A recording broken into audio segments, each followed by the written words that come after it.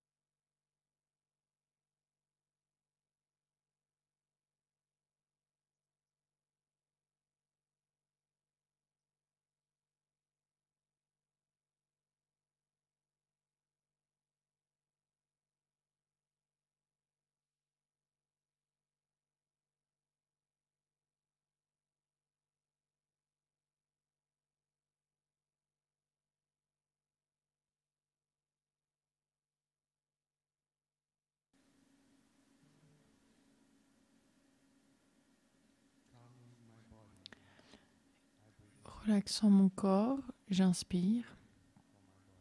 Prenant soin de mon corps, j'expire. Relaxant mon corps, prenant soin de mon corps.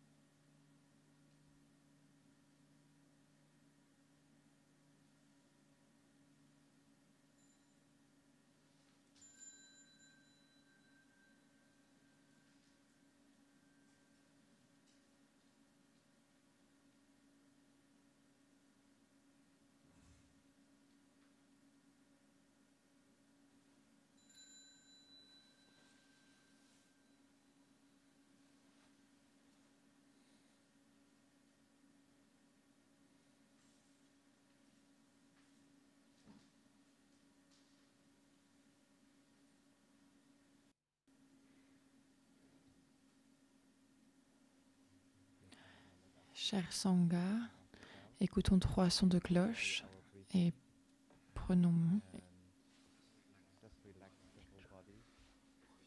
profitons de nos 3 respirations.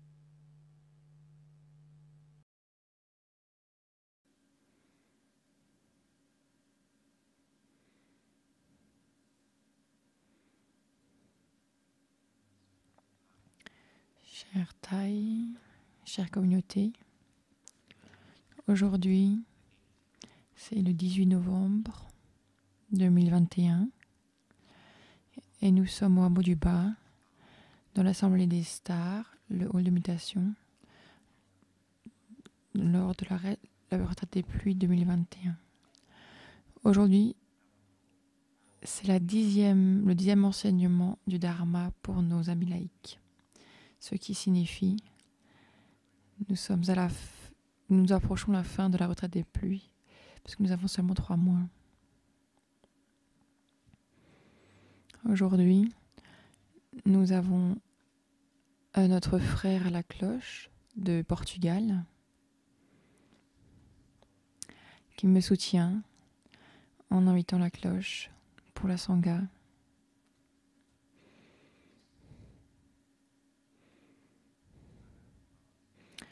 Frère Lumpha veut dire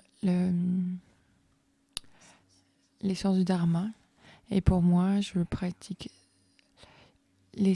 je pratique dans l'essence du Dharma, nous sommes dans le champ du Dharma et que nous entrons cette essence du Dharma. Alors la seule chose que nous pouvons expérimenter, c'est l'essence du Dharma et c'est la pratique même. Et le village des pruniers, c'est comme le champ du Dharma, c'est comme un champ du Dharma, on y voit les fleurs, qu'on voit les étoiles, qu'on voit la forêt, les animaux, et même les gens au village des pruniers. Tout le monde a le Dharma en soi. Au village des premiers, nous sommes libres. Quand nous nous regardons les uns les autres, nous pouvons sourire, et cela est très difficile à faire à l'extérieur, dans la rue. Un sourire est déjà un dharma. Quand nous regardons le sourire et que nous pouvons sourire, cela en soi est une sécurité, est la paix, c'est la joie.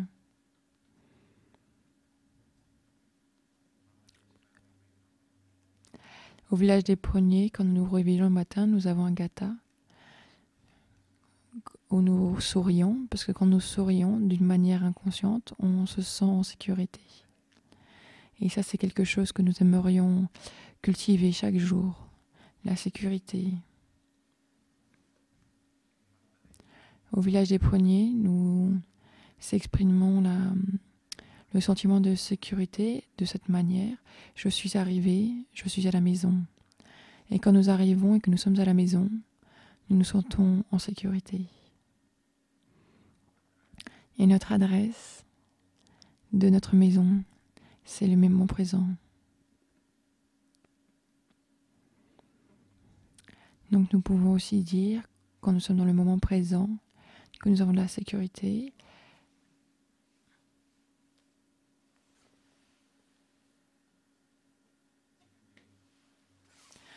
Ces derniers jours, j'étais un peu nerveux de m'asseoir ici et de donner un enseignement. Alors ce matin, j'ai oublié de sourire quand je me suis réveillée. Et aussi, j'ai oublié de réciter le gatha. Parce que aussitôt que je me suis réveillée, j'ai ouvert mes notes, ma prise de notes, pour être sûre de ce que je dirais. Donc maintenant, j'aimerais réciter le gatha avec vous. Ce n'est pas trop tard. Je vais le chanter pour vous.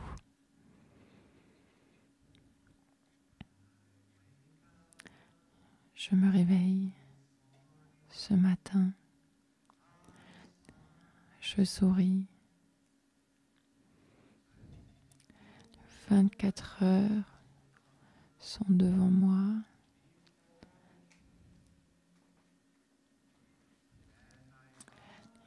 Et je fais le vœu de vivre en pleine conscience chaque moment,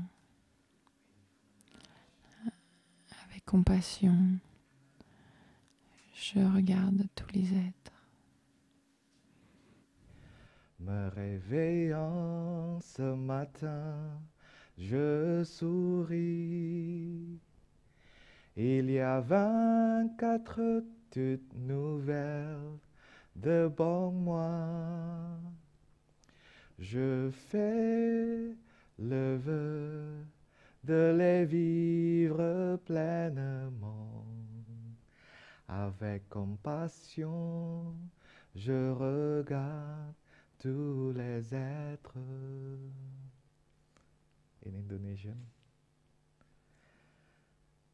Bangun tidur pagi ini, aku tersenyum. 24 jam baru di depanku. Ku bertekad hidup, sadar penuh setiap waktu. Ku melihat semua makhluk dengan kasih. Tous les matins, nous pouvons donc réciter ce gatha et nous sourions. Et parfois, notre sourire ne correspond pas à nos sentiments, mais c'est pas grave.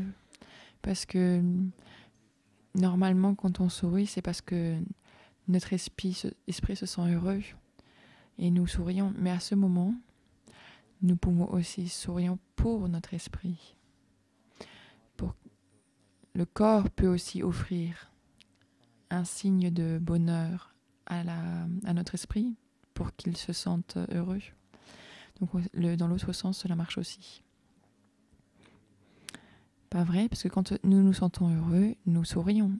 Et cette fois, nous pouvons faire l'inverse. Nous pouvons sourire et ensuite être heureux. Et c'est quelque chose que je pratique assez souvent quand nous n'avons pas de souffrance. Là, la pratique peut être d'une certaine manière un peu plus détendue et on ne fait pas très attention. Mais parfois, quand nous sommes plus en souffrance, nous avons besoin de pratiquer un peu plus que d'habitude. Surtout quand nous avons des émotions fortes, nous avons besoin de pratiquer un petit peu plus. Quand nous avons des formations mentales erronées qui apparaissent dans notre conscience, nous avons besoin de pratiquer un petit peu plus. Et quand les formations mentales erronées ou les émotions fortes se sont apaisées, alors nous pouvons nous sentir un petit peu plus détendus. Nous pouvons pratiquer dans la modération, faire une petite pratique, mais l'apprécier pleinement. Dans le passé, il y avait une journée où je me suis réveillée et je me suis posé la question, est-ce que tu es prêt aujourd'hui ? Et je suis revenue à ma sensation, à mon émotion. Et j'ai pu le sentir. Et j'ai pu voir clairement que je n'étais pas prêt pour aujourd'hui. Parce que la sensation est tellement désagréable. Et l'esprit est tellement brumeux, nuageux. Je me souviens qu'à ce moment-là, je traversais un moment difficile pendant longtemps et que le plus je devenais conscient, plus cette émotion devenait claire que j'avais une souffrance.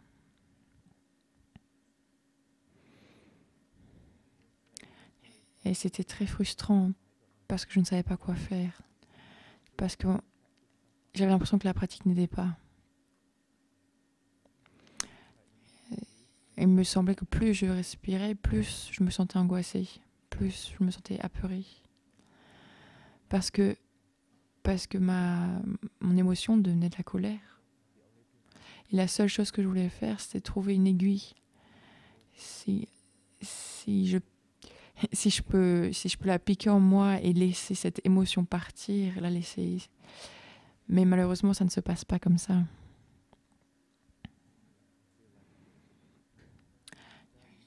Je sentais comme une émotion, une énergie très forte qui couvrait toute une partie de mon corps et mon esprit. Il n'y avait pas de sortie. Et aujourd'hui, on appellerait peut-être ça de la dépression. Et ça peut être très désagréable dans le corps, dans l'esprit.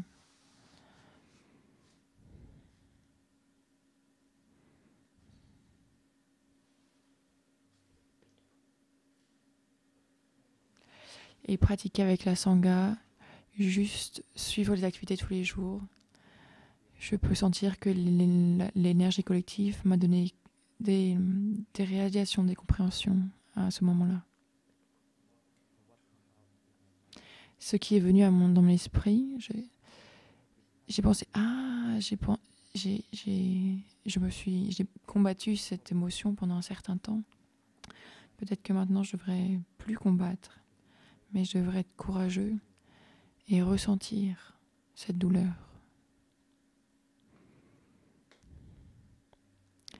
Et je savais pas comment je pouvais être courageux pour regarder cette douleur en face, parce que évidemment je n'aime pas ressentir cette douleur et honnêtement je n'avais pas la sensation d'avoir suffisamment de force pour regarder cette douleur en face. Mais en réalité, c'était probablement de mes ancêtres qui m'a été transmis la graine de générosité, la graine d'offrande. Et c'est aussi une éducation familiale chez nous d'offrir, de donner, de partager.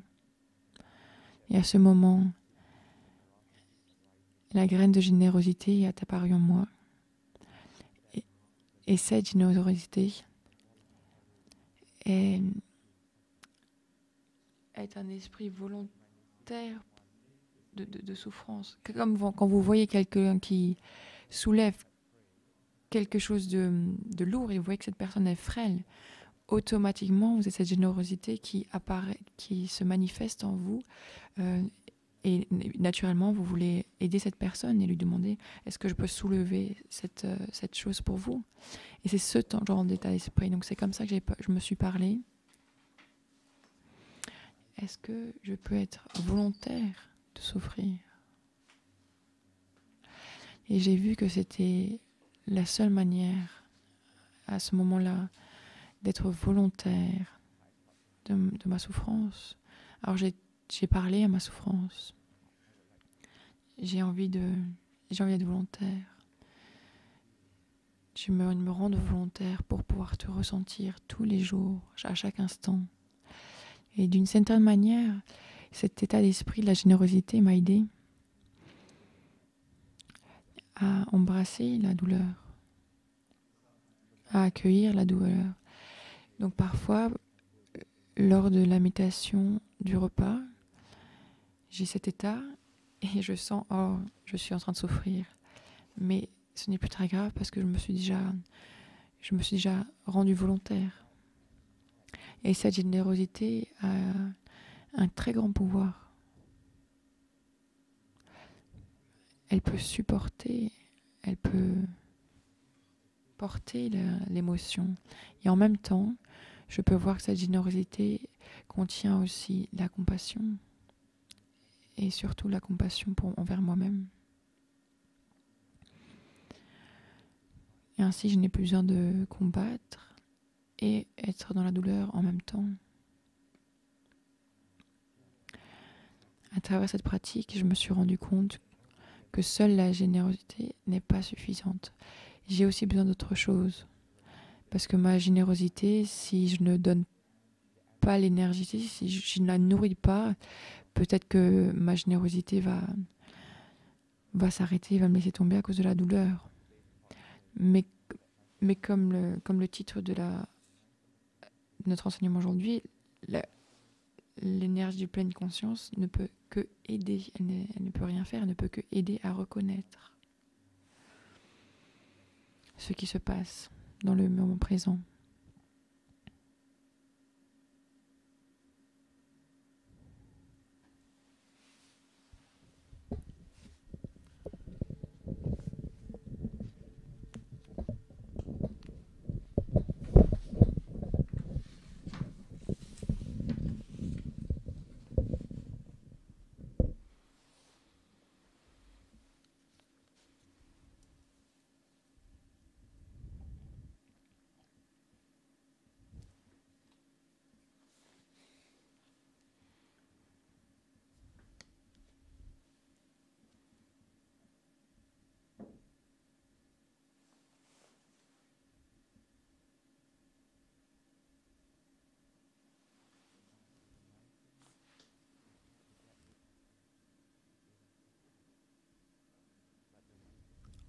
La pleine confiance, ça nous aide vraiment à se reconnecter avec, ou à reconnaître, à accueillir, à autoriser un sentiment ou une émotion à être là, une sensation à être là, une perception erronée à être là. Parce que lorsqu'on peut se reconnecter avec notre corps, nos émotions, nos sentiments, nos perceptions, on a alors l'occasion d'investiguer ce qui se passe, d'enquêter. Donc on ne laisse pas l'énergie d'habitude de continuer à fonctionner à l'intérieur de nous. Parce qu'on a la liberté de choisir, on veut être qui nous sommes, on veut ressentir ce que l'on veut ressentir. Mais si on ne reconnaît pas nos énergies d'habitude, alors notre énergie d'habitude va prendre en otage le système au complet et va prendre le contrôle en autopilote et nous n'aurons plus aucun pouvoir pour contrôler quoi que ce soit. Avec la pleine conscience, on est en contact, on est connecté et on a le temps pour prendre soin et pour rentrer en contact. Donc à cette époque, je me suis rendu compte que la méditation marchait.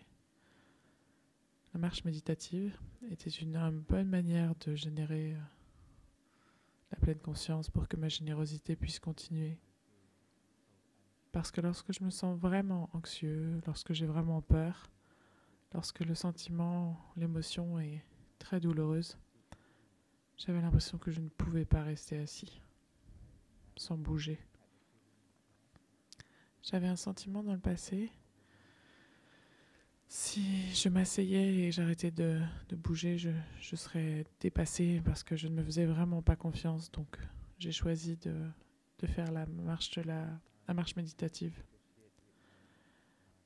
Et à ce moment-là, il fallait que je négocie avec mon esprit parce que la marche méditative n'était vraiment pas dans mes habitudes.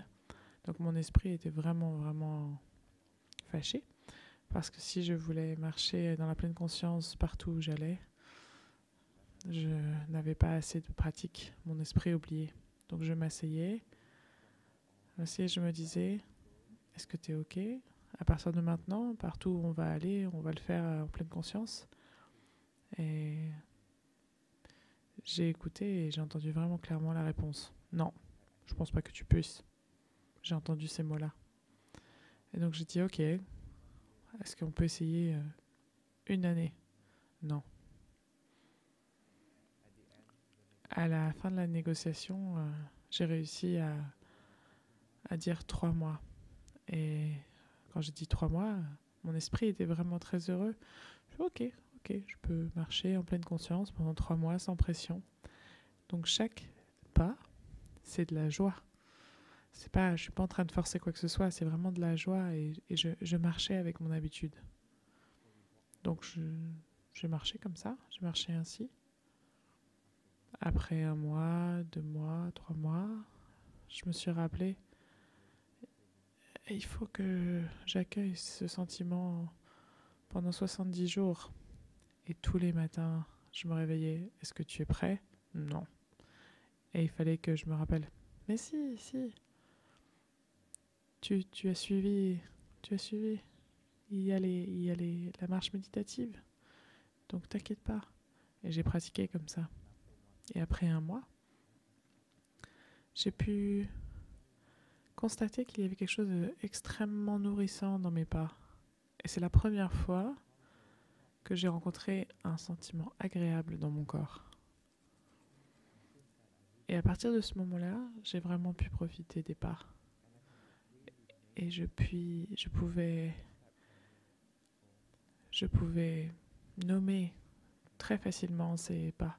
Ça pouvait dire la maison, la joie, le paradis, le bonheur, la paix et toutes les choses.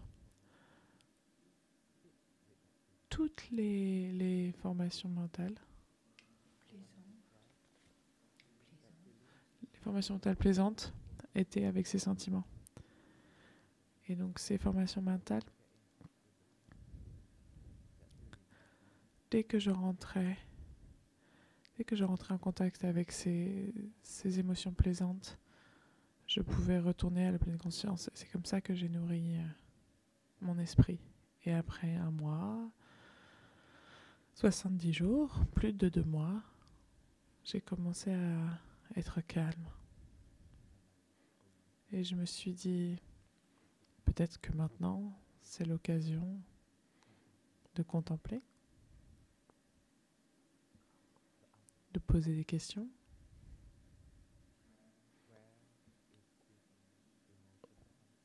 D'où provient cette émotion? D'où vient-elle? De quelle partie de ma vie vient-elle?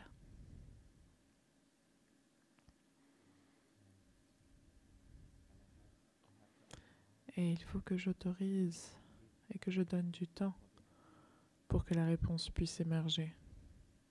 Et ça prend un peu de temps pour l'esprit, pour que ça vienne à l'esprit. Et petit à petit, une information à la fois, elle remonte à la surface et j'essaye de ne pas croire à quoi que ce soit, j'essaye de ne pas croire à toutes les images qui m'arrivent. Je me dis, ok, cet événement avec cette personne-là, ou cet événement avec cette personne-ci, ou cet événement avec cette situation. Je n'ai pas à engager quoi que ce soit avec ces images. Je fais juste de la collecte d'informations depuis ma conscience. Et après, j'ai pu me rendre compte qu'il y avait trois causes qui sont émergées et qui étaient vraiment présentes dans ma vie, et il fallait juste que je sois suffisamment courageux pour réconcilier avec ces événements.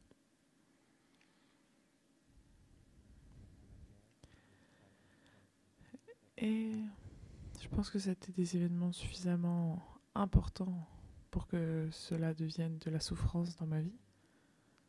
Et ça m'a pris 1 mois supplémentaire de me réconcilier avec moi-même.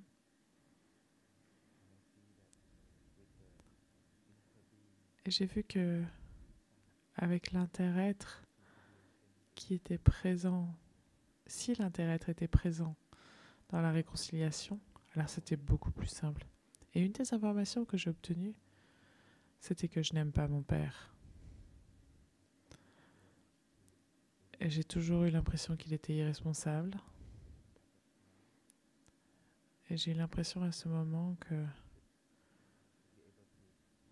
il aurait dû faire les choses mieux que ce qu'il faisait. Et ça restait dans mon esprit. Mais malheureusement, à ce moment, il était déjà mort, donc je ne pouvais pas vraiment me réconcilier de personne à personne. Mais grâce aux enseignements, à l'enseignement de la continuation de l'inter-être, j'étais persuadée que je pouvais le retrouver, et je l'ai retrouvé lors d'une méditation alors que je mangeais en pleine conscience. Lorsque je mange, c'est toujours le bazar. Même quand je fais un effort, c'est toujours le bazar. Et je suis toujours mécontent avec moi-même. Donc, je mange, et bien sûr, c'est le bazar. Et tout à coup, je me rends compte, mais c'est mon père. Je me rappelle que ma mère était toujours en train de se plaindre. Tu manges comme une poule. Avec une poule, il y a tout qui est partout. Et je me rappelle que, ah mais, c'est mon père. Je suis tellement heureux de l'avoir retrouvé. Et parce que je l'ai trouvé, lorsque j'ai fait la marche méditative, il faisait aussi la marche méditative. Et tout ce que je ressentais, il le ressentait également. Et à la fin, je me suis rendu compte qu'à ce moment, il avait la même émotion que celle que j'avais, qui est un sentiment malaisant, pas vraiment agréable. Mais lui, il n'avait pas le dharma, il n'avait pas la pratique. Et c'est pour ça qu'il était comme il était avec la famille. Et c'est pour ça que nous avons souffert en tant que membres de la famille. Donc, cette réalisation m'a permis d'avoir beaucoup de compassion et beaucoup de pardon et de compréhension pour mon père. Donc la pleine conscience, c'est pas un outil. C'est pas lorsque vous êtes en pleine conscience, alors vos problèmes disparaissent. C'est pas aussi simple que ça. Mais plutôt lorsque nous sommes en pleine conscience, lorsque nous pratiquons la pleine conscience, nous trouvons le courage parce que pour pouvoir guérir notre souffrance, nous ne pouvons le faire qu'au travers de l'amour et de la compréhension. Et l'amour et la compréhension, c'est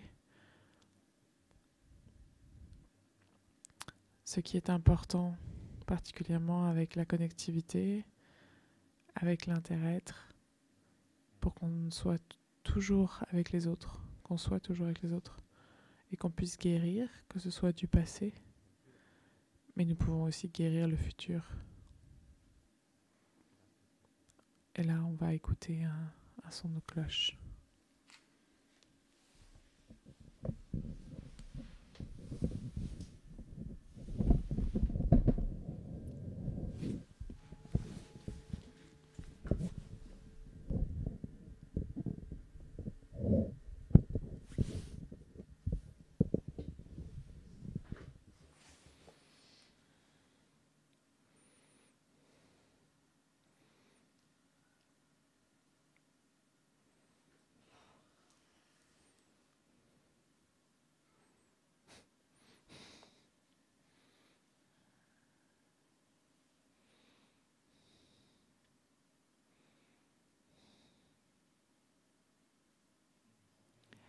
Dans toutes les traditions du bouddhisme,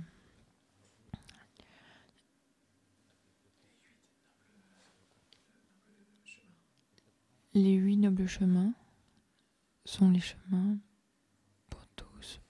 Parce qu'il est nommé le chemin noble. Ce sont les 8 chemins nobles. C'est comme une autoroute qui a beaucoup de voies, qui a 8 voies. Et où que vous vous trouvez, dans n'importe quelle voie, vous êtes sur le chemin. C'est ce qui est vraiment génial. C'est la super découverte dans cette pratique. Vous n'avez pas besoin de faire un chemin et ensuite un autre chemin et ensuite un autre chemin séparément. Mais avec la réalisation de l'interdépendance, de l'inter-être, vous vous rendez compte qu'en cheminant sur un chemin, vous cheminez sur l'autre automatiquement. Vous êtes toujours sur l'autoroute, quelle que soit la voie que vous prenez. Aussi longtemps que vous montez sur l'autoroute ou vous êtes sur l'autoroute. Ainsi, la pleine conscience, c'est l'entrée dans la voie. Vous pouvez entrer sur n'importe quelle voie, dans n'importe quel chemin, mais la pleine conscience, c'est la porte d'entrée de ces 8 chemins nobles. Quand nous sommes conscients, pleinement conscients, nous pouvons accueillir, nous pouvons entrer en connexion à quelque chose. C'est ce que nous appelons la concentration. C'est ce que nous appelons s'arrêter. Quand nous nous arrêtons et que nous nous connectons à quelque chose, alors nous pouvons regarder en profondeur et comprendre et aimer.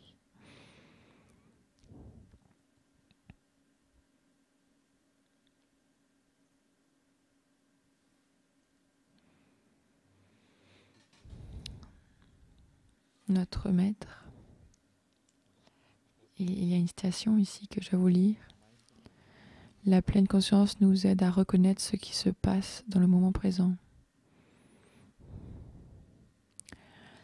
De manière à reconnaître le moment présent, cela nécessite de s'arrêter, de regarder en profondeur et de reconnaître le, le côté unique de ce moment présent, indépendant. Ainsi, nous ne reconnaissons pas seulement ce qui est dans le présent, mais nous reconnaissons également la connexion de ce moment présent, de cette manifestation avec le passé et avec le futur. Parce que le moment présent est fait du passé. Et le passé et le moment présent fera le futur. Ainsi, ces trois temps intersont. Ainsi, on ne se fait pas prendre dans ce que nous ressentons au moment présent, parce que ce que nous expérimentons dans le moment présent n'est qu'une continuation du passé et continuera dans le futur.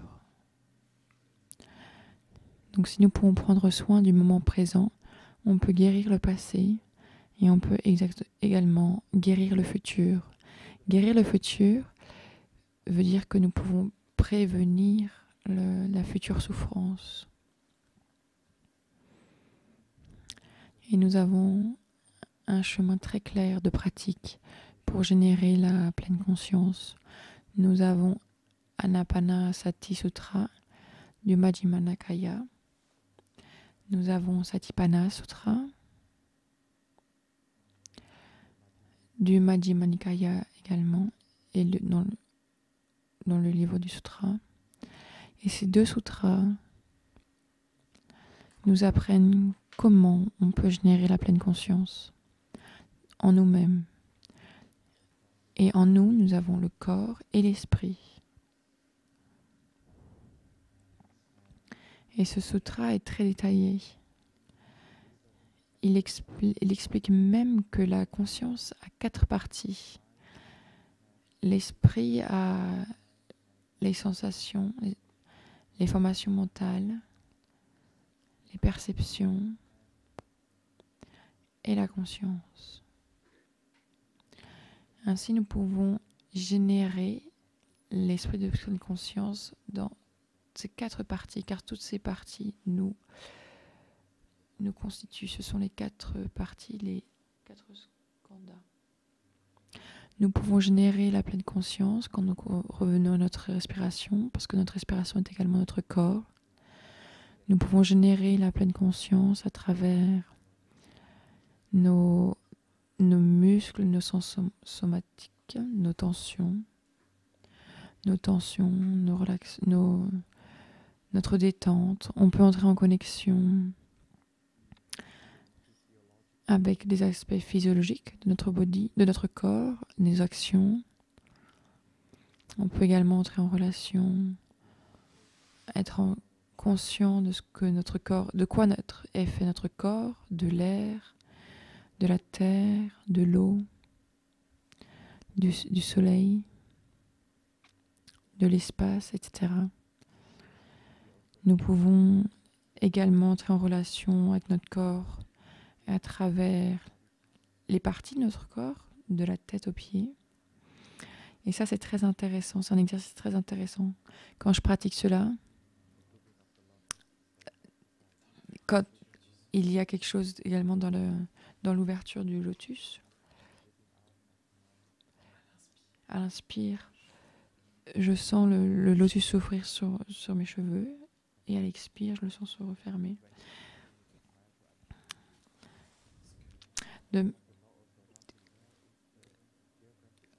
De même manière, quand vous souriez un objet, donc vous devez aussi être conscient de vos cheveux, savoir où ils sont, qu'est-ce que c'est, savoir.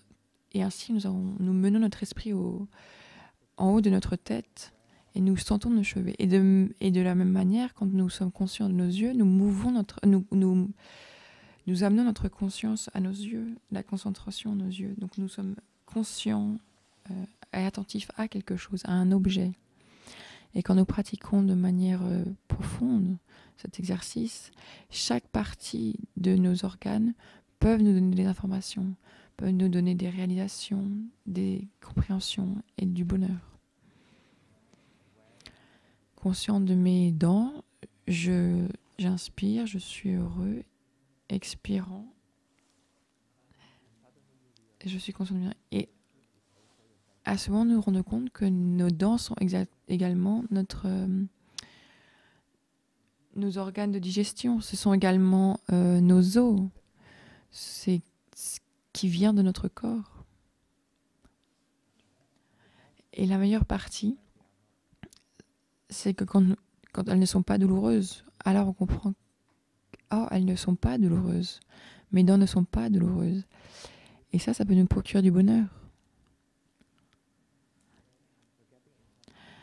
Être en relation avec notre corps, nous pouvons nous arrêter, nous pouvons nous concentrer et avoir des compréhensions très rapidement. C'est une pratique très simple. Le sutra Anipatasana Sutra et le sutra de Satipatthana sont très puissants et sont des manières merveilleuses de se reconnecter à nous-mêmes et de guérir. Et c'est une pratique toute une vie. Ne soyez pas précipités d'étudier tous ces sutras. Je sais qu'au Hameau du Haut, nous étudions ces sutras. Mais prenez votre temps, soyez détendus. Si vous ne comprenez pas, dites à vous-même que ça va, que c'est pas grave. Soyez volontaire envers vous-même que ce n'est pas grave. Et ensuite, notre maître nous a pas seulement enseigné ce sutra, mais également il a également appris de l'école de Yogacara du maître Vashipandhu, qui est du 4e ou du 5e siècle de l'ère actuelle. Et c'est presque comme un scientifique de la méditation. Ils ont écrit beaucoup de psychologie bouddhique sur comment marche l'esprit. Et pour traduire les enseignements du Bouddha de manière plus systématique, en tant que graphique, diagramme. Donc comme le diagramme, vous avez vu plusieurs fois avec le cercle, celui-ci vient de cette école. Et de cette école, nous apprenons qu'il y a une partie de notre esprit qui s'appelle Manas. Je n'ai pas compris ce mot. Et nous contemplons et nous demandons pourquoi il s'appelle l'amoureux, le lover. Et pourquoi celui-ci a tant de souffrance. Et quand je contemple cela, effectivement, c'est l'amoureux. Cette partie, l'esprit, elle nous procure tant de plaisir et nous amène à être heureux. Mais en fait, l'ignorance fait que ce plaisir n'est pas vraiment éthique, n'est pas vraiment n'est pas mené vers une bonne direction. Parce que pour se sentir heureux, se sentir bien, la source est très importante. Nous avons besoin de comprendre quelle est la source. Parce que si cette source d'émotions agréables, celles-ci, elles peuvent vous emprisonner. Et dans ce cas-là, vous n'êtes plus libre. Mais il y a également des sensations agréables qui peuvent venir de la liberté, qui peuvent venir de la réalisation de l'interdépendance, de l'inter-être. Donc nous avons besoin de trouver un moyen de pratiquer d'une manière à avoir des émotions agréables, des sensations agréables, mais pas de cette source qui peut nous emprisonner, mais de cette source qui peut nous emprisonner est une source de l'extérieur. Parce que notre bonheur ne dépend que de conditions externes. Par exemple, on me dit « Oh, maintenant, il y a le soleil, je me sens heureux. » Mais quand le soleil s'en va, alors vous souffrez parce que cela dépend des conditions externes. Mais si nous avons également le droit, dans le moment présent, de profiter du soleil en toute liberté. Parce que le soleil est dehors, nous en profitons. C'est le même objet, mais la source est différente au sein de l'esprit.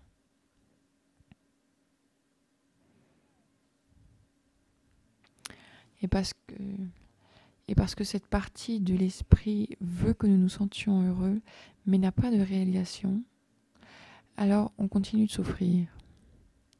Parce que cette partie de l'esprit qui cherche le plaisir dans dans une perception très limitée, dans une compréhension très limitée. Et cela, et en utilisant également beaucoup d'énergie d'habitude. Et on va tourner en rond, en rond, en rond dans nos énergies d'habitude.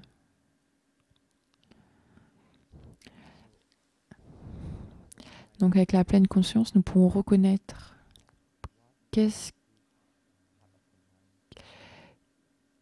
de quoi est faite cette partie d'esprit. Où est cet esprit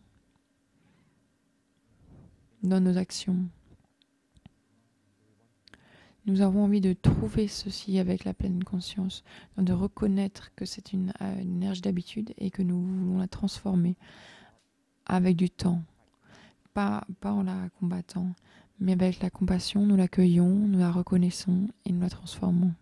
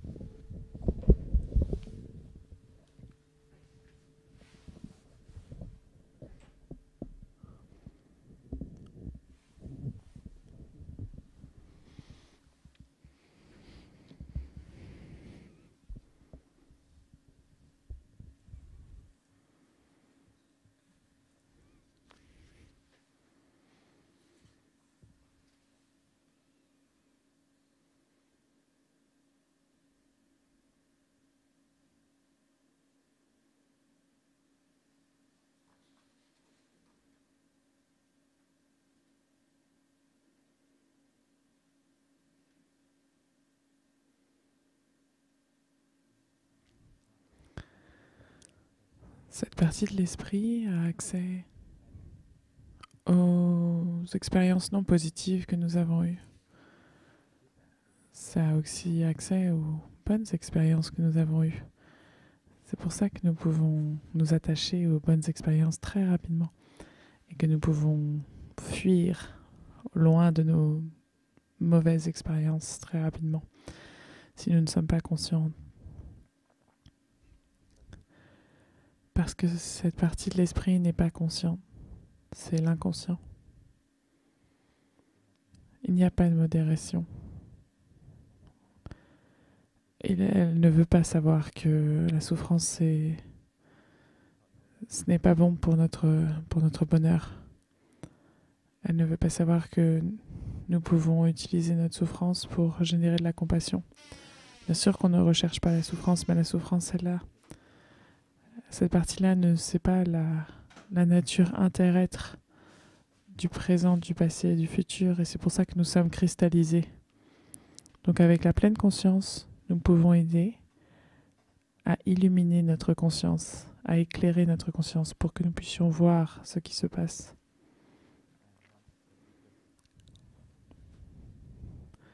Et l'un des plus grands moments de notre vie, c'est le moment de la naissance. Le moment où nous sommes séparés de quelqu'un, nous sommes coupés de cette personne qui a été avec nous 24 heures pendant beaucoup de mois. Et c'est une expérience terrible de se sentir seul, de se sentir sans aide, de sentir la faim, d'avoir à respirer tout seul et tout le reste. Et ça devient notre expérience et ça devient notre énergie d'habitude à l'intérieur de nous. Et bien sûr, à ce moment-là, le seul rêve que nous avons, c'est de pouvoir faire à nouveau l'expérience de ces conditions, des conditions du ventre de notre mère. Et bien sûr, la seule chose que nous ne voulons pas, dont nous ne voulons pas faire l'expérience, c'est d'être déconnectés, d'être séparés, d'être seuls, d'être coupés des autres. Mais quelque part, ces deux habitudes continuent toute notre vie, dans tous les aspects de notre vie. Le mois dernier, je me suis entraînée à pratiquer l'assise très droite pendant la méditation. Et en quelques secondes seulement, en quelques minutes, j'avais déjà des douleurs dans mon corps. Et j'avais des douleurs aiguës. Et je me demandais, mais pourquoi est-ce que mon corps fait ça ? Parce que de manière consciente, je veux me tenir bien droit. Pourquoi est-ce que mon esprit ne me permet pas de me tenir bien droit ? Et j'ai reconnu que lorsque je me tiens droit, il y a seulement quelques parties de mon corps qui font mal. Et c'est pour ça que mon corps compense avec la douleur. Mais ça, c'est juste courir au loin, c'est courir dans la direction opposée de la douleur. Et lorsqu'on court dans la direction opposée de notre douleur, ça veut dire que nos organes deviennent malades. Peut-être que ma colonne vertébrale va être malade. Ou peut-être que ma taille ou mes hanches vont avoir des problèmes si je suis assis comme ça pendant longtemps. Donc il y a une énergie d'habitude de courir le plus loin possible de la souffrance. Et je peux voir que c'est toujours les mêmes souffrances dont on a envie de s'éloigner le plus possible. Donc les 5 entraînements à la pleine conscience est une pratique extrêmement forte qui nous permet de reconnaître notre esprit, nos habitudes, nos énergies d'habitude, de faire face à nos peurs, de faire face à notre souffrance et d'accueillir et de comprendre et d'aimer. Et c'est pourquoi les 5 entraînements à la pleine conscience,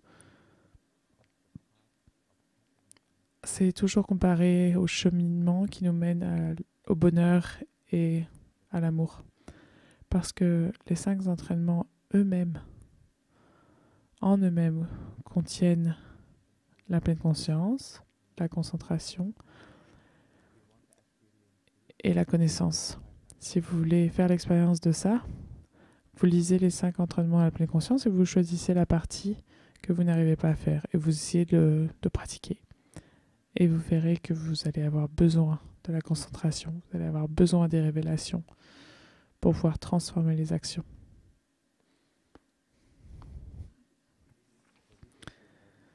Donc ça, c'est la sutra originelle de Upasaka Sutra, de livre 128. Et c'est la sutra où le Bouddha et Shariputra rencontrent 500 personnes qui sont amenées par Anathapindika, qui est dans son monastère. Et il y a une question qui est posée.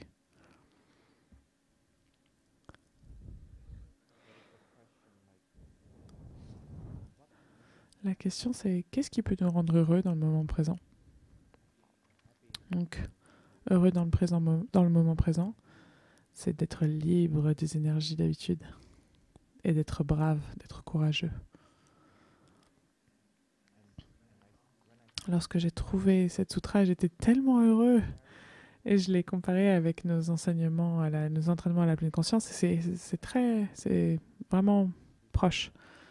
Et il a utilisé cette sutra comme référence pour la pratique des nouveaux entraînements à la pleine conscience.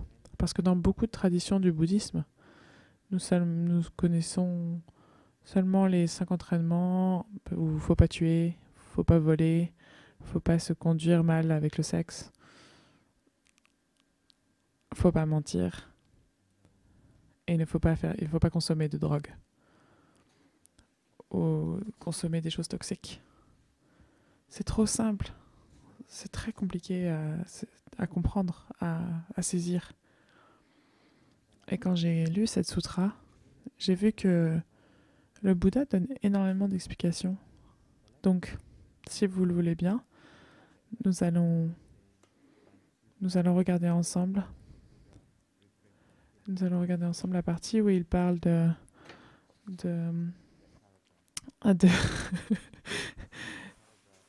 du document où il parle de ne pas tuer et j'espère que la traduction française va pouvoir trouver le paragraphe. Donc il y a une question. Shariputra, comment les disciples laïcs du Bouddha, ceux qui portent la robe blanche, étudient-ils et pratiquent-ils les 5 entraînements et les 4 contemplations?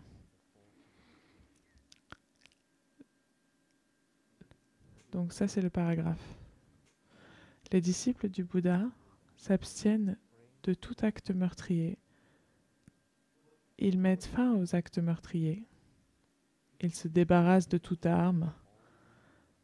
Ils apprennent à pratiquer l'humilité devant les autres et en eux-mêmes en pratiquant l'amour et la compassion. Et ils protègent tous les êtres vivants, même les plus petits insectes. Ils déracinent en eux-mêmes toute intention meurtrière.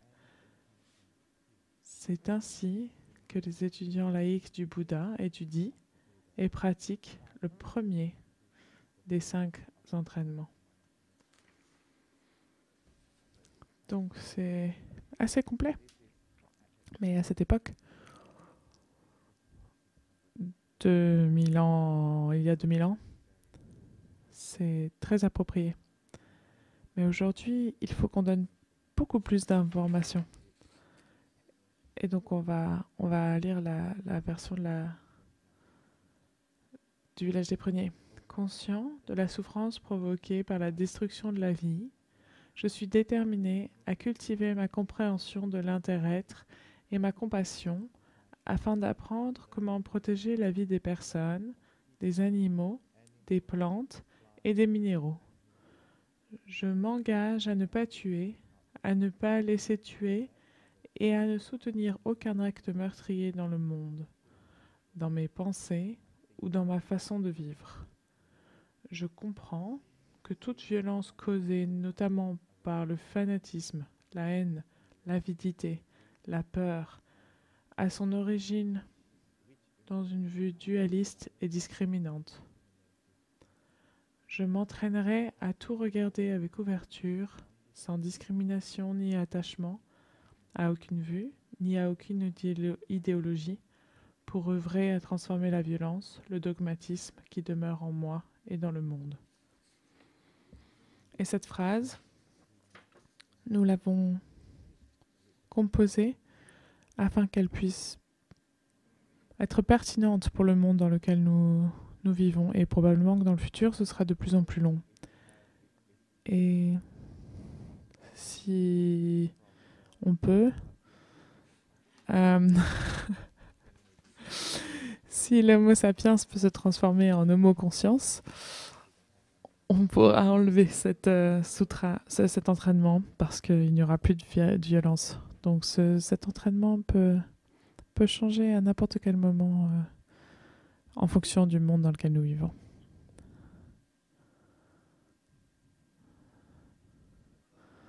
Donc le premier entraînement à la pleine conscience que nous voulons apprendre, c'est parce que dans la mana elle a tendance à s'éloigner le plus loin possible de la souffrance, et lorsque nous faisons ça, lorsque nous souffrons, nous pouvons être frustrés, lorsque nous sommes frustrés, nous pouvons être violents. Dans la neuroscience, nous l'appelons la fuite ou le combat.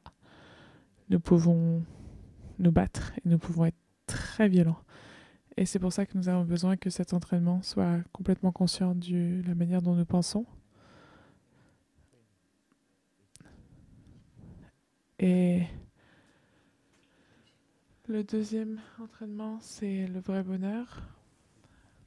Et c'est la même chose parce que cette partie de l'esprit, il lui manque des sentiments plaisants, de plaisir.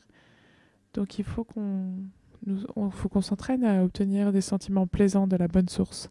Il faut s'entraîner à créer la joie et le bonheur qui provient de la bonne source pour que nous ne soyons pas cristallisés.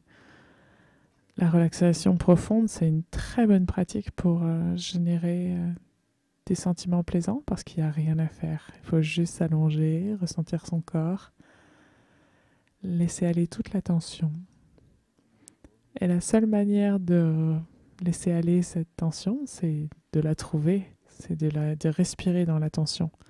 Et ça, c'est c'est l'enseignement. C'est la technique. J'ai mal quelque part et je respire dans ce quelque part. Donc le troisième enseignement, c'est l'amour véritable. Et tel que nous le savons, dans cette partie de cet esprit, c'est la partie de l'esprit qui veut continuer dans le futur. Toutes les cellules de notre cœur, de notre corps, a la volonté profonde de régénérer, de se régénérer. Et c'est ça qu'on appelle l'énergie sexuelle.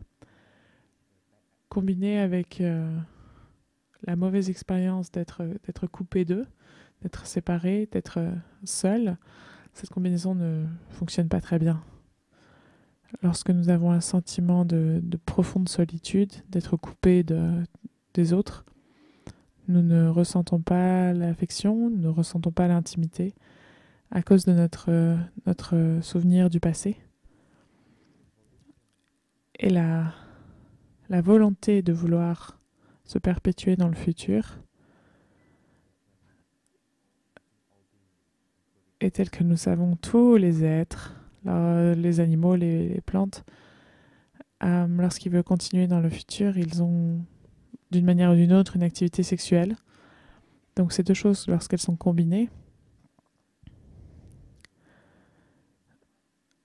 alors on va se retrouver dans une direction où on trouve du plaisir dans une source qui peut nous attraper, qui peut nous emprisonner, qui peut nous rendre dépendants, qui peut nous rendre attachés aux conditions extérieures. Et alors on a besoin d'affection de l'extérieur, on a besoin d'intimité de l'extérieur, et pas seulement ça. On cherche l'intimité à l'extérieur, mais quelque part, l'autre personne aussi cherche l'intimité de l'extérieur. Et ces deux personnes se rencontrent, et aucune des deux n'est contentée de ce qu'elle a à l'intérieur. Donc, tu essayes de m'attacher, de m'emprisonner, j'essaye de t'attacher, de t'emprisonner, et il n'y a rien à prendre, il n'y a rien à saisir. Et c'est pour ça qu'il y a beaucoup de partenaires, lorsqu'ils sont ensemble, ils sont vraiment malheureux parce que la première personne est vide à l'intérieur et la deuxième personne est vide à l'intérieur également. Et on a l'impression que la personne que l'on aime est tellement, tellement proche de nous, mais qu'on n'arrive pas à l'atteindre, qu'on n'arrive pas à la ressentir. Donc ça prend de la pratique de faire ça.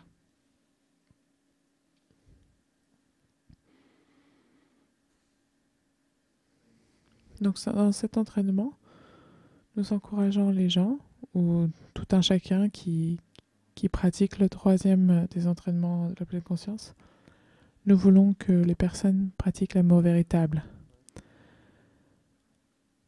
Le premier amour, c'est l'amitié. Lorsque nous avons l'amitié, nous nous sentons connectés et nous pouvons ressentir l'amour, nous pouvons ressentir l'intimité dans l'amitié.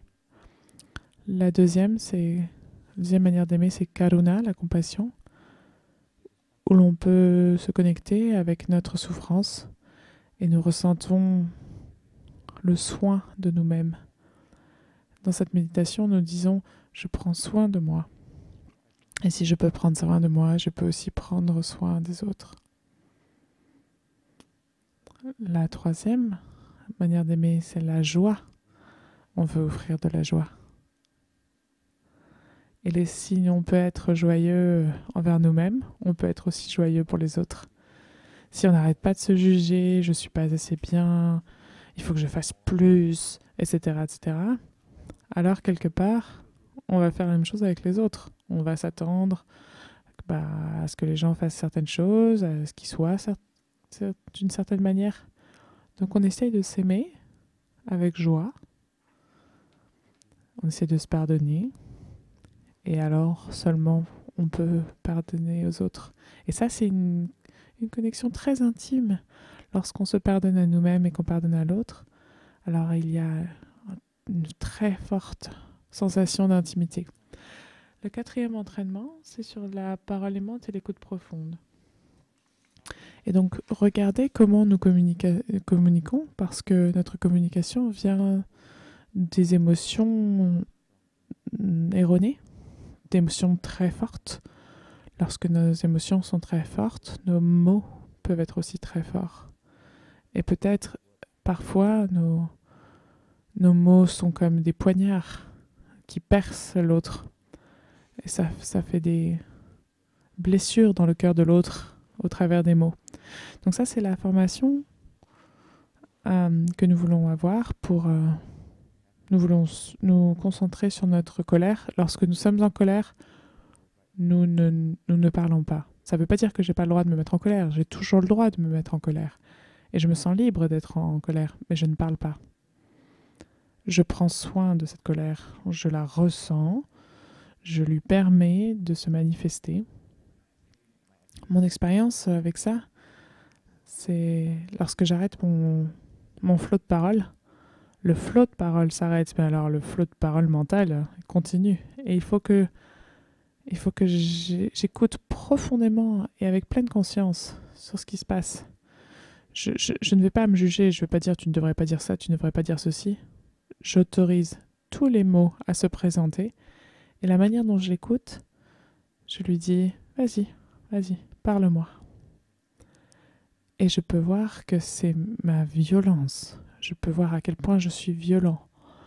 Elle est toujours là, cette violence.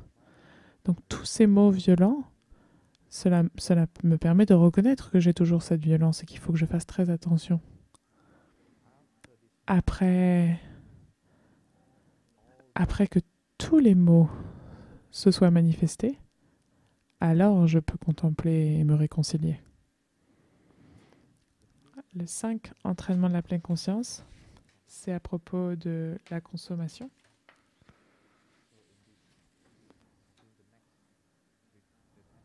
Je pense que le prochain des enseignements du Dharma de dimanche, on va parler de la consommation, donc je ne vais pas m'attarder là-dessus aujourd'hui. Mais s'il vous plaît, lisez, si vous avez le temps, faites-vous le plaisir de lire les 5 entraînements de la pleine conscience et pratiquez-les avec joie, non pas avec la peur ou avec la souffrance, mais avec liberté. Il ne faut pas être trop rapide. Il ne faut pas faire des conclusions à la hâtive. Ou il ne faut pas se dire « Ah, j'ai réussi » ou « J'ai échoué ». Non, non. C'est un chemin, c'est un cheminement. Lorsque vous marchez sur le chemin, vous ne démarrez pas, vous n'êtes pas en train de finir, vous êtes juste en train de marcher. Donc il y a 14 pas que j'aimerais inscrire.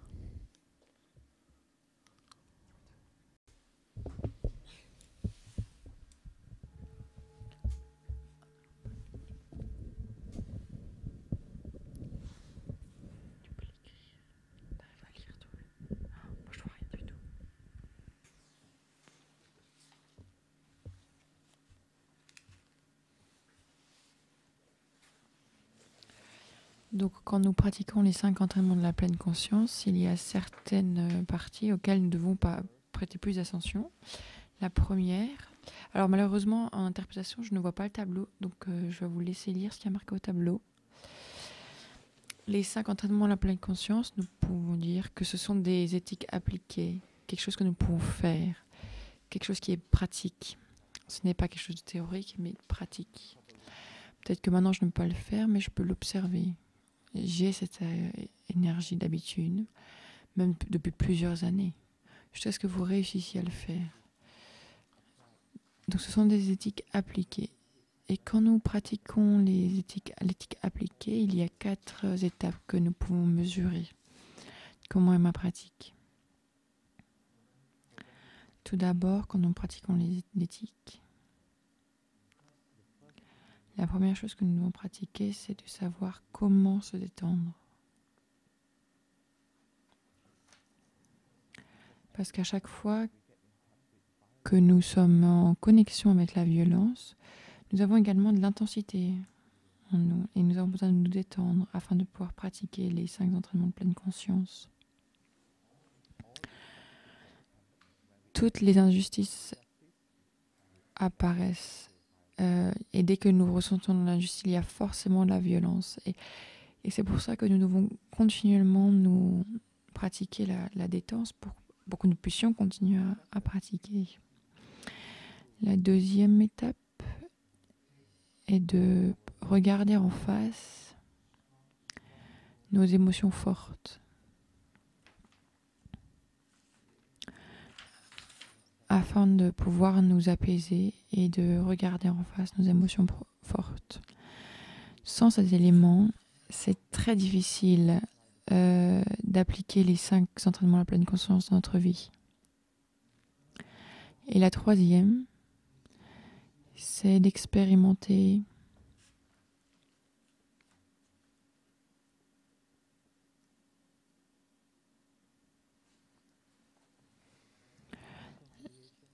la réconciliation et la communication. Comment garder la communication ouverte et permettre aux gens d'être différents. Et ça, c'est très difficile.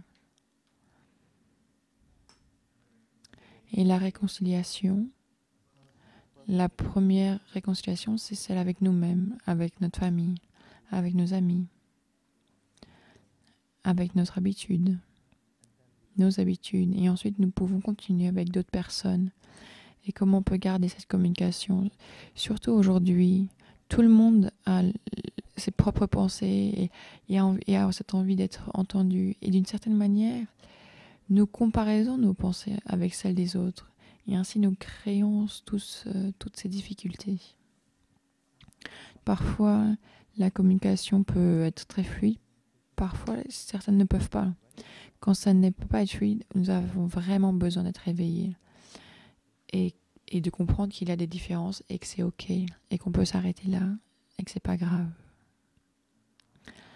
Et la dernière, c'est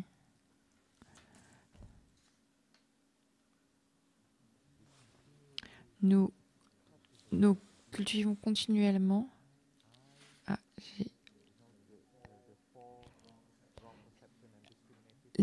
Alors pardon, j'ai un petit problème avec le micro. Une des sources de souffrance, c'est que nous n'arrêtons pas de cultiver l'idée du soi. Je suis cet arbre. Mais en réalité, on se rend compte que nous il me parlait de l'arbre, que nous respirons l'arbre, que nous respirons la nature, que nous bénéficions de ce que les autres font, nous nourrissons de l'animal, de ce qu'il fait. Et c'est ainsi que nous pouvons donc nourrir et comprendre l'interdépendance, l'interconnexion. Par exemple, est-ce qu'on peut se rendre compte qu'aujourd'hui, je suis en train de donner un enseignement dans le Dharma, dans un hall qui serait complètement vide, ce serait très déplaisant. C'est pour ça que c'est très important de comprendre que je suis vous et vous êtes également moi.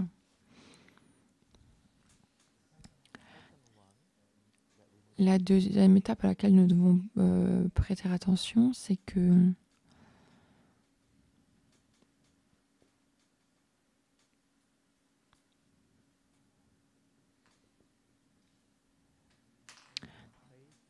nous pouvons dire que les 5 entraînements de pleine conscience sont de l'éthique, parce que les 5 entraînements à la pleine conscience sont l'action que nous aimerions, à laquelle nous aimerions nous entraîner afin de générer du bonheur en nous et que nous avons persévéré dans le temps.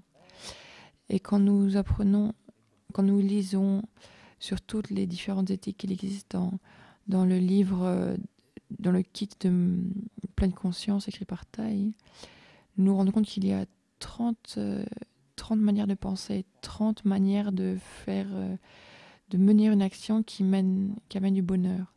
Donc les 5 entraînements de la pleine conscience sont également un type d'éthique. Mais cette éthique comprend également la spiritualité. Parce que ces deux choses ne devraient pas être séparées. Quand nous faisons quelque chose, quand nous menons une action, ce n'est pas à cause de règles. Par exemple, vous êtes végétarien ou vegan, ce n'est pas juste parce que vous devez. ça a besoin de venir de l'intérieur parce que vous avez compris pourquoi vous faites ça. Sinon, vous allez être vegan ou végétarien, mais votre seul rêve, c'est de manger un steak. Et ça ne va plus. Et à ce moment-là, vous avez la répression de votre pratique. Donc, quand on pratique ces 5 entraînements, nous avons envie de nous entraîner de telle manière à ce que nous avons de la compréhension. Et donc, il n'y a pas de répression dans les 5 entraînements à la pleine conscience. C'est quelque chose que nous voulons tous, auquel nous devons tous être attentifs.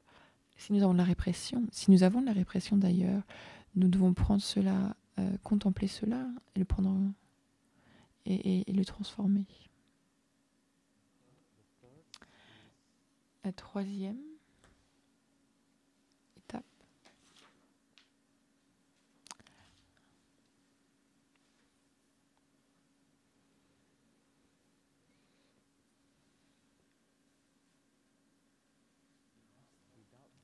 Sans dogme et sans rigidité. Nous voulons nous entraîner aux 5 entraînements dans l'état d'esprit qu'il n'y a pas de religion, pas de sectarisme, pas de tradition. Et si nos 5 entraînements à la pleine conscience ne sont pas suffisamment libérés de la religion, de la sectarisation, de quelque chose, dans ce cas-là, nous avons besoin de transformer, de changer, de réviser les 5 entraînements. Parce qu'au village des Pruniers, la première révision a été faite en 1995 et ensuite à nouveau en 2010. Et maintenant, ça fait déjà 10 ans. Donc, Tai dit que tous les 20 ans, nous devrions faire une révision. Et suffisamment rapidement, parce que le monde change constamment. Donc il a besoin de contenir la non-rigidité et le non-dogmatisme.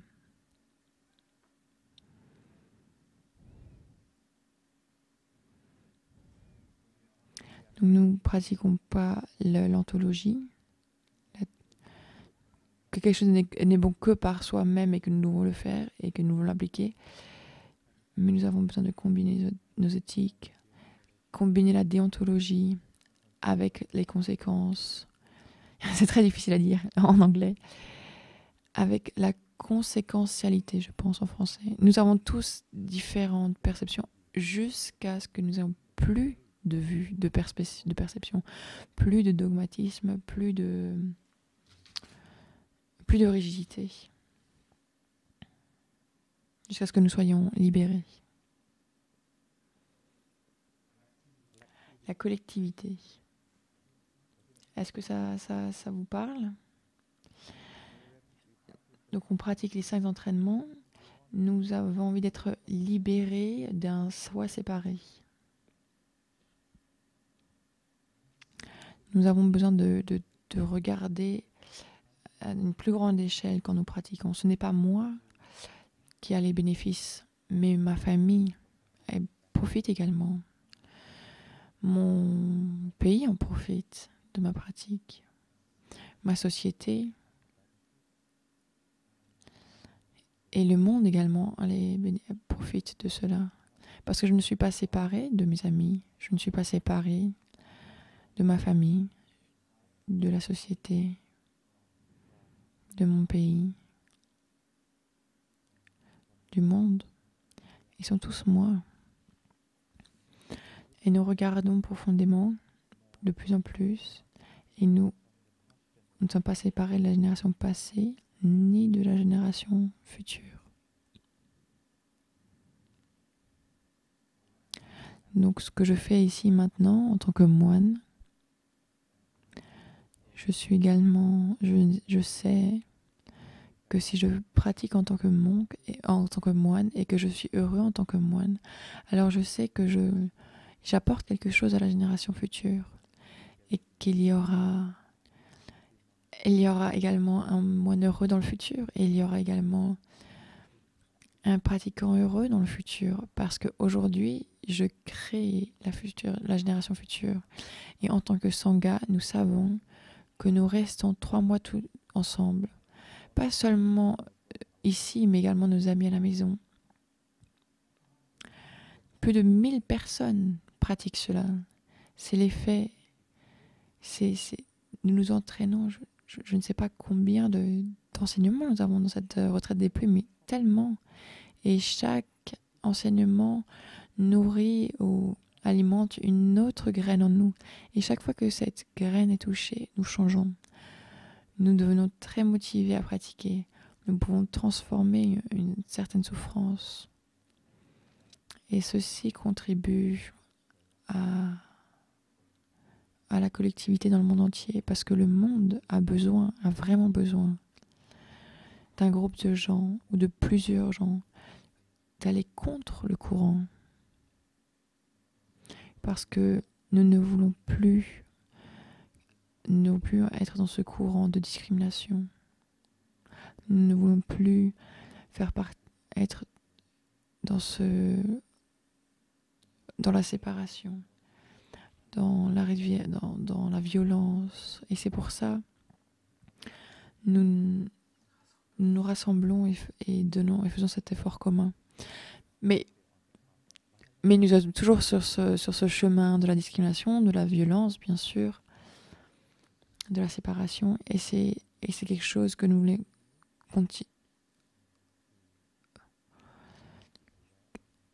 où nous voulons continuer à être attentifs et que nous continuons à marcher sur le chemin.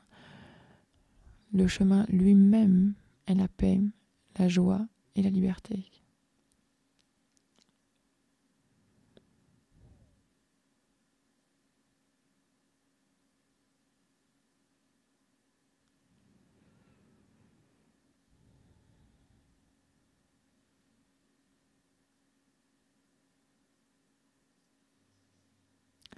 Écoutons un son de cloche.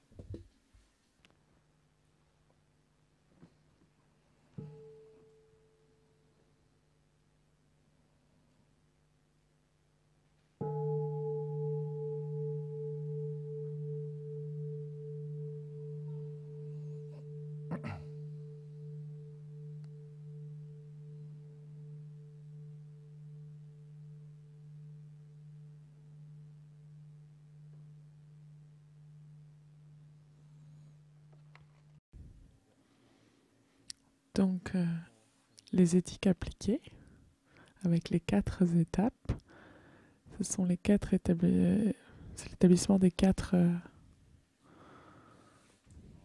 pleine conscience, parce que nous avons tous le corps et l'esprit. Et c'est un prérequis de la pratique. Tant qu'il y a le corps et l'esprit, on peut pratiquer. On peut pratiquer l'éthique, la joie, le bonheur, la liberté.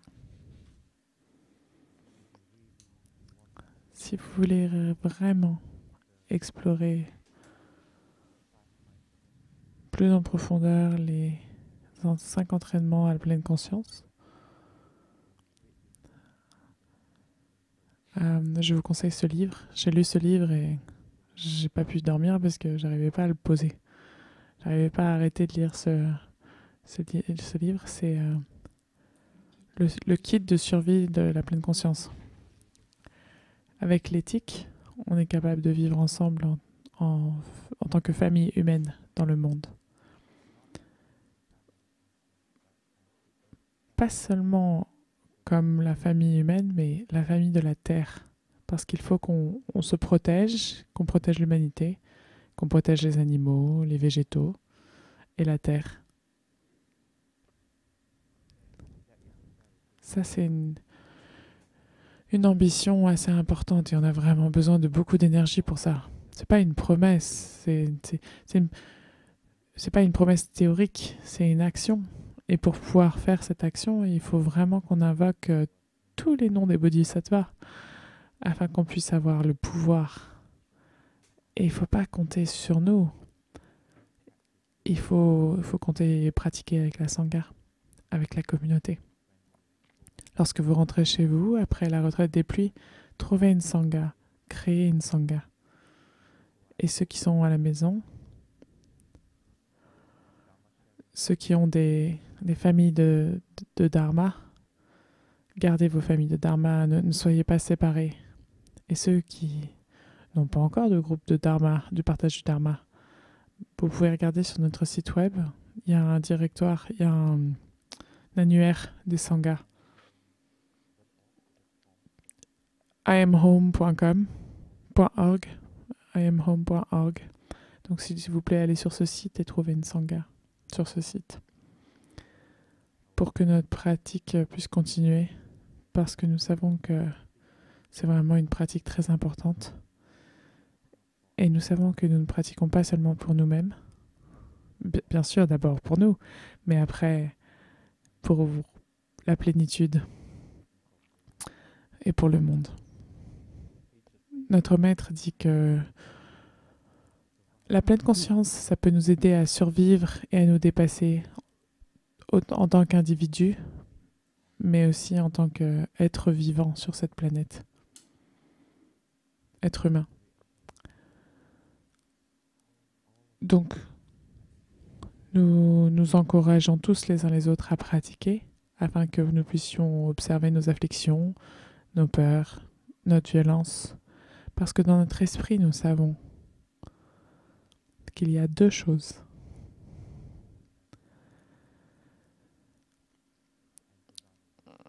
De courir le plus loin possible ou de se battre avec les plaisirs non agréables et d'obtenir le plus de plaisirs agréables possible. Et nous savons que c'est la voie du milieu. Et dans le bouddhisme, on parle des trois poisons. L'ignorance, la haine et l'avidité. Et il faut accueillir ces trois choses, il faut en prendre soin et il faut le transformer en amour et en compassion. Lorsque nous avons l'amour et la compassion, même ces trois poisons ne sont plus nos ennemis parce qu'on peut prendre soin d'eux. On n'a pas de peur, on n'a plus de peur de la souffrance. Donc, les professeurs, les enseignants, les politiciens, les activistes, les économistes et plein d'autres professions ou d'autres personnes qui contribuent à un groupe plus élargi de personnes. Il faut qu'ils pratiquent. Nous tous, dans le monde, peu importe quel aspect de la vie vous avez, quel type de vie vous avez, nous sommes sur le chemin du changement du monde en une meilleure planète. Il faut que nous pratiquions les 5 entraînements à la pleine conscience afin de pouvoir s'améliorer, afin de pouvoir survivre, parce que nous avons besoin de vous tous.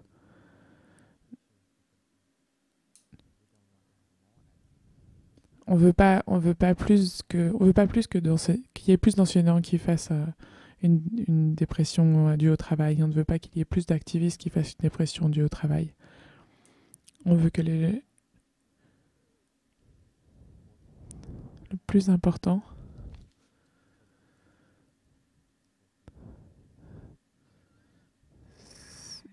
c'est qu'on veut qu'il y ait plus de parents parce qu'on veut prendre soin des enfants. Donc en tant que famille humaine, lorsqu'on pratique l'éthique, vivre d'une manière éthique, alors on sait qu'on peut contribuer à notre propre bonheur, mais au bonheur des autres. Et cette éthique devrait avoir ces éléments. Cela peut être appliqué. Cela contient de la spiritualité. La spiritualité ne veut pas dire la religion. Ça ne veut pas dire le bonheur. Ça ne veut pas dire qu'on est... Si, pardon, ça veut dire le bonheur. Ça veut dire qu'on est libre. Et le troisième point, c'est sans dogme et sans rigidité.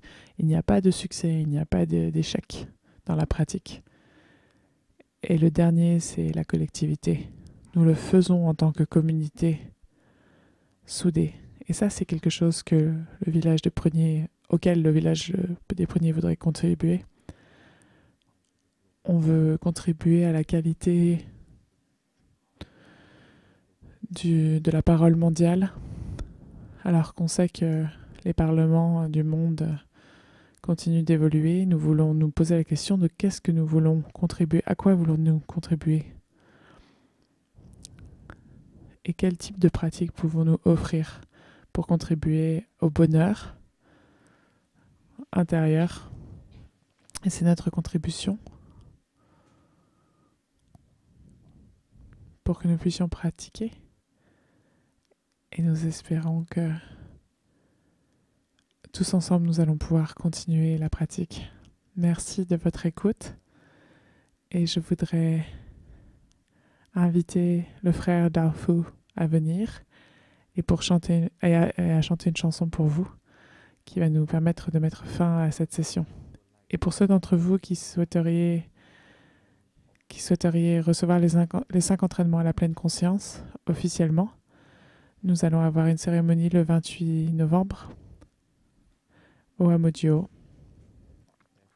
Il y a une forme et il y a aussi les 5 entraînements à la pleine conscience sur les chaises que vous pouvez remplir et donner au bureau de votre hameau. Et je sais que pour ceux qui sont chez vous, votre date de soumission du document a expiré, mais si vous souhaitez véritablement prendre refuge, s'il vous plaît, contactez l'équipe d'organisation. Et si l'équipe d'organisation dit non, nous ne pouvons pas avoir plus de personnes parce que c'est tout complet, juste recevez-le intérieurement. Et la prochaine fois qu'il y aura ça, vous pourrez signer pour la prochaine. Même si vous n'avez pas appliqué, vous pouvez juste rejoindre la cérémonie et participer.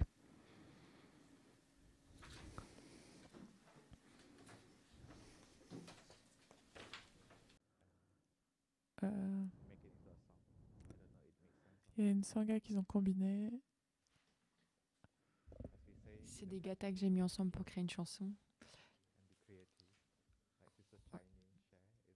Voilà, c'est pour créer de la joie et être créative, comme on a eu lors de l'enseignement. Voilà, ça fait partie de notre chemin d'être créatif, d'être guerrier.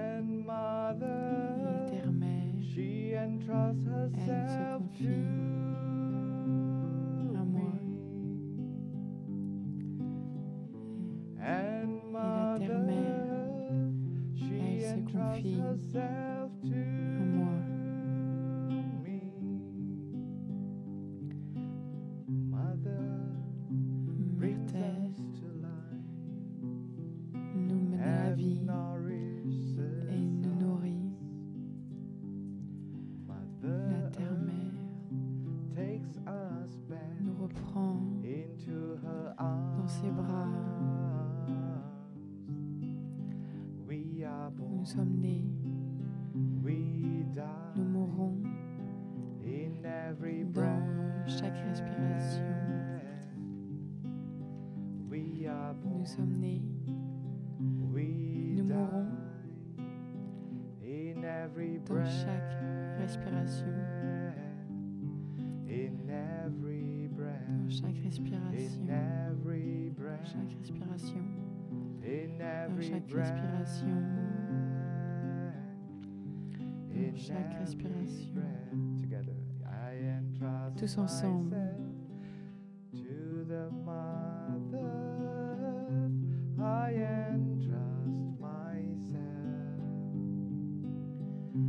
I entrust myself